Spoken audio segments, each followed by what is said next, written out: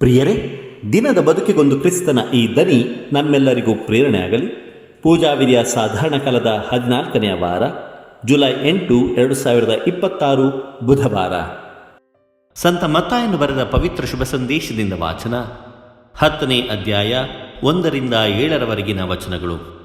ಆ ಕಾಲದಲ್ಲಿ ಯೇಸುಸ್ವಾಮಿ ತಮ್ಮ 12 ಮಂದಿ ಶಿಷ್ಯರನ್ನು ಒಟ್ಟಿಗೆ ಕರೆದು ಎಲ್ಲ ರೋಗ ರುಜಿನಗಳನ್ನು ಗುಣಪಡಿಸುವುದಕ್ಕೂ ದೆವ್ವಗಳನ್ನು ಬಿಡಿಸುವುದಕ್ಕೂ ಅವರಿಗೆ ಅಧಿಕಾರವನ್ನು ಕೊಟ್ಟರು.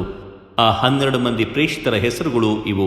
ಮೊದಲನೆಯವನು ಪೇತ್ರ ಎನಿಸಿಕೊಂಡ ಸೀಮೋನ ಮತ್ತು ಅವನ ಸಹೋದರ ಅಂದ್ರೇಯ, ಜೆಬೆದಾಯನ ಮಗ ಯಾಕೋಬ ಮತ್ತು ಅವನ ಸಹೋದರ ಯೋವಾನ, ಫಿಲಿಪ್ಪ ಮತ್ತು ಬಾರ್ತಲೋಮಯ, ತೋಮ ಮತ್ತು ಸುಂಕ ವಸೂಲಿಗಾರ ಮತ್ತಾಯ, ಅಲ್ಫಾಯನ ಮಗ ಯಾಕೋಬ ಮತ್ತು ತದ್ದಾಯ, ದೇಶಾಭಿಮಾನಿ ಎಂದು ಕರೆಯಲಾದ ಸಿಮೋನ ಮತ್ತು ಗುರುದ್ರೋಹಿಯಾಗಲಿದ್ದ ಯೂದ ಇಸ್ಕಾರಿಯೋತ. ಆ 12 ಮಂದಿಯ ನಿಯೋಗವನ್ನು ಕಳುಹಿಸುವಾಗ ಯೇಸುಸ್ವಾಮಿ ಅವರಿಗೆ ಕೊಟ್ಟ ಆದೇಶ ಇದು: ಪರಕೀಯರತ್ತ ಹೋಗಲೇಬೇಡಿ, ಸಮಾರ್ಯದವರ ಯಾವ ಊರಿಗೂ ಕಾಲಿಡಬೇಡಿ. ಅದಕ್ಕೆ ಬದಲು ತಪ್ಪಿ ಹೋದ ಕುರಿಗಳಂತೆ ಇರುವ ಇಸ್ರಾಯೇಲ್ ಜನರ ಬಳಿಗೆ ಹೋಗಿರಿ. ಹೋಗುತ್ತಾ ಸ್ವರ್ಗ ಸಾಮ್ರಾಜ್ಯವು ಸಮೀಪಿಸಿದೆ ಎಂದು ಬೋಧನೆ ಮಾಡಿರಿ. ಪ್ರಭುವಿನ ಶುಭ ಸಂದೇಶ. ಕ್ರಿಸ್ತರೇ ನಿಮಗೆ ಸ್ತುತಿ ಸಲ್ಲಲಿ. ಚಿಂತನೆ: ಕ್ರಿಸ್ತನ ನಂಬಿಕಸ್ಥ ಶಿಷ್ಯರಾಗೋಣ. ಪ್ರಭು ಯೇಸು ಕ್ರಿಸ್ತರಲ್ಲಿ ನನ್ನ ಆತ್ಮೀಯ ಸಹೋದರ ಸಹೋದರಿಯರೇ, 2ನೇ ಜಾಗತಿಕ ಯುದ್ಧದ ಸಮಯದಲ್ಲಿ ಜರ್ಮನಿಯಲ್ಲಿ ಹಿಟ್ಲರ್ನ ಕ್ರೂರ ಆಡಳಿತವಿತ್ತು.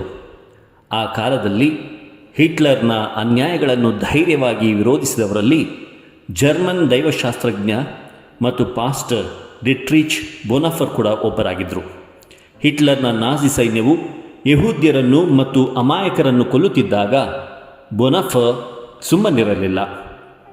ಅವರಿಗೆ ತಮ್ಮ ಪ್ರಾಣಕ್ಕೆ ಅಪಾಯವಿದೆ ಎಂದು ಗೊತ್ತಿದ್ದರೂ ಯೇಸುವಿನ ಇಂದಿನ ವಾಚನದಲ್ಲಿರುವ ದೇಹವನ್ನು ಕೊಂದು ಹಾಕುವವರಿಗೆ ಭಯಪಡಬೇಡಿ, ಅವರಿಂದ ಆತ್ಮವನ್ನು ಕೊಲ್ಲಲು ಆಗದು ಎಂಬ ಮಾತನ್ನೇ ತಮ್ಮ ಜೀವನದ ಮಂತ್ರವಾಗಿಸಿಕೊಂಡಿದ್ದರು. ಅವರು ರಹಸ್ಯವಾಗಿ ಹಿಟ್ಲರ್ನ ಸರ್ವಾಧಿಕಾರದ ವಿರುದ್ಧ ಜನರನ್ನು ಜಾಗೃತಗೊಳಿಸಿದರು ಮತ್ತು ಕತ್ತಲಲ್ಲಿ ನಡೆದ ನಾಜಿಗಳ ಅನ್ಯಾಯಗಳನ್ನು ಜಗತ್ತಿನ ಎದುರು ಬಟ್ಟಬಯಲು ಮಾಡಿದರು. ಕೊನೆಗೆ ಅವರನ್ನು ಬಂಧಿಸಿ ಸೆರೆಮನೆಗೆ ಹಾಕಿ ಕ್ರೂರವಾಗಿ ಹಿಂಸಿಸಲಾಯಿತು. 1945ರಲ್ಲಿ ಅವರಿಗೆ ಗಲ್ಲು ಶಿಕ್ಷೆ ವಿಧಿಸುವ ಮುನ್ನ ಅವರು ತಮ್ಮ ಸ್ನೇಹಿತನಿಗೆ ಹೀಗೆ ಸಂದೇಶ ಕಳುಹಿಸಿದರು: ಇದು ನನಗೆ ಕೊನೆಯಲ್ಲ, ಆದರೆ ನಿಜವಾದ ಜೀವನದ ಆರಂಭ. ದೇಹವನ್ನು ಕೊಂದ ನಾಜಿ ಪಡೆಗಳಿಗೆ ಅವರ ಆತ್ಮವನ್ನಾಗಲಿ ಅವರ ಸತ್ಯದ ಧ್ವನಿಯನ್ನಾಗಲಿ ಕೊಲ್ಲಲು ಸಾಧ್ಯವಾಗಲಿಲ್ಲ. ಅವರು ಮನುಷ್ಯರಿಗೆ ಹೆದರದೆ ದೇವರಿಗೆ ಮಾತ್ರ ಹೆದರಿ ಬದುಕಿ ಕ್ರಿಸ್ತನಿಗೆ ಸಾಕ್ಷಿಯಾದರು. ಆತ್ಮೀಯರೇ, ಯೇಸು ಇಂದಿನ ಶುಭ ಸಂದೇಶದಲ್ಲಿ ನಮಗೆ ಅತ್ಯಂತ ಆಳವಾದ 3 ಸತ್ಯಗಳನ್ನು ಬೋಧಿಸುತ್ತಾರೆ. ಯೇಸು ಸ್ವಾಮಿಯನ್ನೇ ಅಂದು ಜನರು ಬೆಲ್ಜೆಬುಲ್ ಅಂದರೆ ದೆವ್ವಗಳ ರಾಜ ಎಂದು ನಿಂದಿಸಿದಾಗ ಅವರ ಶಿಷ್ಯರಾದ ನಮಗೂ ಜಗತ್ತಿನಲ್ಲಿ ನಿಂದನೆ, ಅಪಹಾಸ್ಯಗಳು ಬರುವುದು ಸಹಜ. ಗುರು ನಡೆದ ಹಾದಿಯಲ್ಲೇ ಶಿಷ್ಯನು ನಡೆಯಬೇಕು ಎಂಬುದಾಗಿ ತಿಳಿಯಪಡಿಸುತ್ತಾರೆ. ಆತ್ಮೀಯರೇ, ಮನುಷ್ಯರು ಕೇವಲ ನಮ್ಮ ನಶ್ವರವಾದ ದೇಹವನ್ನು ಮಾತ್ರ ನಾಶ ಮಾಡಬಲ್ಲರು, ಆದರೆ ದೇವರು ನಮ್ಮ ಶಾಶ್ವತವಾದ ಆತ್ಮವನ್ನು ರಕ್ಷಿಸಬಲ್ಲರು.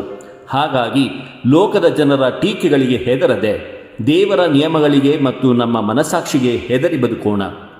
ಇನ್ನು 3ನೇದಾಗಿ, ಒಂದು ಕಾಸಿಗೆ ಮಾರುವ ಅತ್ಯಂತ ಸಣ್ಣ ಪಕ್ಷಿಯಾದ ಗುಬ್ಬಚ್ಚಿಯ ಮೇಲೆಯೇ ದೇವರಿಗೆ ಅಷ್ಟೊಂದು ಕಾಳಜಿ ಇರಬೇಕಾದರೆ ತನ್ನದೇ ಹೋಲಿಕೆಯಲ್ಲಿ ಸೃಷ್ಟಿಸಿರುವಂತಹ ಮನುಷ್ಯರಾದ ನಮ್ಮ ಬಗ್ಗೆ ದೇವರಿಗೆ ಇನ್ನೆಷ್ಟು ಕಾಳಜಿ ಇರಬೇಡ?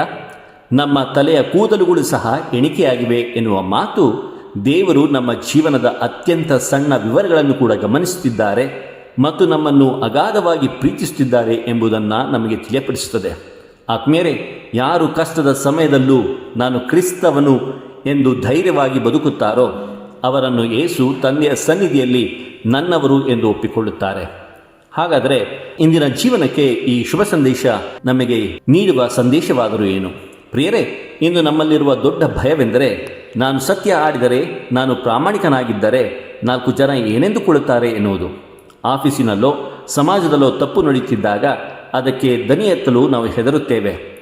ಮನುಷ್ಯರಿಗೆಲ್ಲ ದೇವರಿಗೆ ಭಯಪಡಿರಿ ಎನ್ನುವ ಯೇಸುವಿನ ಮಾತುಗಳು ಲೋಕವನ್ನು ಮೆಚ್ಚಿಸುವುದಕ್ಕಿಂತ ದೇವರನ್ನು ಮೆಚ್ಚಿಸುವುದು ಮುಖ್ಯ ಎಂಬುದನ್ನು ನಮಗೆ ತಿಳಿಯಪಡಿಸುತ್ತದೆ. ಪ್ರಿಯರೇ, ಇಂದು ಅನೇಕ ಯುವಕ ಯುವತಿಯರು ಕೀಳರಿಮೆ ಮತ್ತು ಖಿನ್ನತೆಯಿಂದ ಬಳಲುತ್ತಿದ್ದಾರೆ. ನನ್ನನ್ನು ಯಾರೂ ಪ್ರೀತಿಸುವುದಿಲ್ಲ, ನಾನು ಯಾರಿಗೂ ಬೇಡ ಅಂದುಕೊಳ್ಳುತ್ತಾರೆ. ಆದರೆ ಯೇಸು ಹೇಳುತ್ತಾರೆ, ಅನೇಕ ಗುಬ್ಬಚ್ಚಿಗಳಿಗಿಂತ ನೀವು ಎಷ್ಟೋ ಮೌಲ್ಯವುಳ್ಳವರು. ನಾವು ದೇವರ ದೃಷ್ಟಿಯಲ್ಲಿ ಅತ್ಯಂತ ಅಮೂಲ್ಯರು ಎಂಬ ಸತ್ಯ ನಮಗೆ ಆತ್ಮವಿಶ್ವಾಸವನ್ನು ನೀಡಬೇಕಾಗಿದೆ. ಇನ್ನು ಕೊನೆಯದಾಗಿ, ಇಂದು ಕೇವಲ ದೇವಾಲಯದ ಒಳಗೆ ಮಾತ್ರ ಒಳ್ಳೆಯವರಾಗಿ ಇರುವುದಲ್ಲ, ಕಚೇರಿಗಳಲ್ಲಿ, ವ್ಯವಹಾರದಲ್ಲಿ, ಕಾಲೇಜುಗಳಲ್ಲಿ ಕಷ್ಟಗಳು ಬಂದಾಗಲೂ ಕ್ರಿಸ್ತನ ಮೌಲ್ಯಗಳಾದ ಪ್ರೀತಿ, ಕರುಣೆ, ಪ್ರಾಮಾಣಿಕತೆಯನ್ನು ಬಿಟ್ಟುಕೊಡಬಾರದು. ಸ್ವಾರ್ಥಕ್ಕಾಗಿ ನಮ್ಮ ವಿಶ್ವಾಸವನ್ನು, ನಂಬಿಕೆಯನ್ನು ಅಡವಿಡದೆ ನಮ್ಮ ದೈನಂದಿನ ಬದುಕಿನ ಮೂಲಕ ಕ್ರಿಸ್ತನನ್ನು ಜಗತ್ತಿಗೆ ನಾವು ಪರಿಚಯಿಸಬೇಕಾಗಿದೆ. ಪ್ರಿಯರೇ, ನಮ್ಮ ತಲೆಯ ಕೂದಲುಗಳನ್ನು ಎಣಿಸಿಡುವಷ್ಟು ನಮ್ಮನ್ನು ಪ್ರೀತಿಸುವ ತಂದೆಯೊಬ್ಬರು ಸ್ವರ್ಗದಲ್ಲಿದ್ದಾರೆ. ಆದ್ದರಿಂದ ಜಗತ್ತಿನ ಯಾವುದೇ ಕಷ್ಟ, ನಿಂದನೆ ಅಥವಾ ವಿರೋಧಗಳಿಗೆ ಹೆದರದೆ ಧೈರ್ಯದಿಂದ ಸತ್ಯದ ಮಾರ್ಗದಲ್ಲಿ ನಡೆದು ಕ್ರಿಸ್ತನ ನಂಬಿಕಸ್ಥ ಶಿಷ್ಯರಾಗೋಣ. ದೇವರು ನಮ್ಮೆಲ್ಲರನ್ನು ಆಶೀರ್ವದಿಸಲಿ. ಇದು ದನಿಮಾದಿವ ಮನೆಯ ಕೊಡುಗೆ. ವಂದನೆಯ ಸ್ವಾಮಿ ಶಾಂತಕುಮಾರ್ ಜೆ, ಬೆಂಗಳೂರು ಮಹಾಧರ್ಮ ಕ್ಷೇತ್ರ. ಪ್ರಿಯರೇ, ಈ ಚಾನೆಲ್ ಸಬ್ಸ್ಕ್ರೈಬ್ ಮಾಡಿ ಪ್ರತಿದಿನ ದೇವರ ವಾಕ್ಯವನ್ನು ಆಲಿಸುತ್ತಾ ಅದನ್ನು ಇತರರೊಂದಿಗೆ ಹಂಚಿಕೊಳ್ಳಲು ನಮಗೆ ನೆರವಾಗಿರಿ. ಧನ್ಯವಾದಗಳು.